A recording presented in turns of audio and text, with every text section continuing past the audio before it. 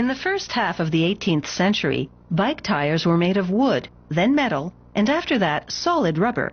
Finally, in 1888, a Scottish veterinarian named John Dunlop developed an air-filled rubber tire to give his son's tricycle a smoother ride.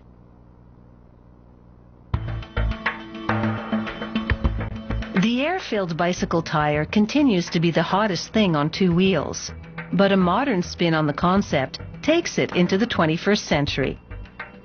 Computer designed for minimal road resistance and aerodynamics, the inflatable bike tire has had a major update. Additives such as mineral oil, sulfur, and carbon black make the tire more elastic and durable. And they use a combination of natural, synthetic, and recycled rubber. They weigh and bag it and send it into an enormous hot mixer. The white blocks are the synthetic stuff. Other ingredients include anti-aging agents.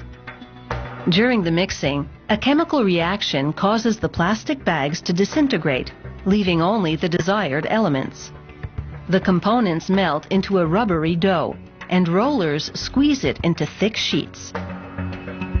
This rubber sheet will now be used to make the tire, beginning with the tread. Narrower strips enter an extruder. It heats the rubber to soften it and takes it through a die to form a strategic profile for the bike tire tread, leaving it thicker in the center and thinner along the edges. The tire tread rubber now takes a long, cool dip in a tub of water. This solidifies it, setting the profile shape. An automated spool winds it up, with a fabric separator between the rubber layers to keep them from sticking together. In the meantime, rubber for the bike tire casing has been reinforced with nylon mesh. This casing rubber now enters a cutting station. Blades slice the casing rubber into strips that are the correct width for building bicycle tires. It will take several to build one tire. An employee pieces all the strips together for production. He winds the assembled strips of casing rubber onto fabric backing. Neatly rolled onto spools, the rubber can be stored until the tire assembly. And they're ready to roll. An employee winds the nylon reinforced rubber around a metal drum. She then applies 2 strong Kevlar threads for the tire beads. The beads will hold the tire to the wheel rim. Once in place, devices fold the rubber at the sides over the beads. She then wraps a Kevlar strip around the tire casing. This is for puncture protection. A machine now rolls the tread rubber onto the Kevlar strip.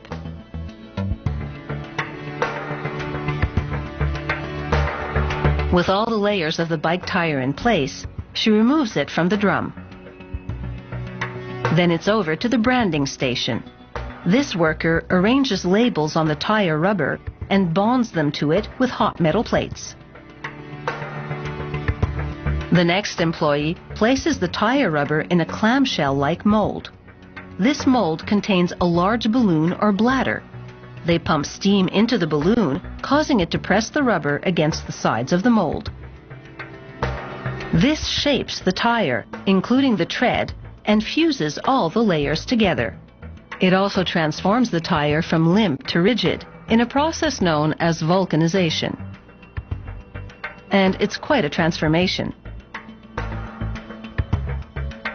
This is the tire before vulcanization, and this is the tire after. One tire from the batch undergoes a gamut of tests. This one simulates road wear.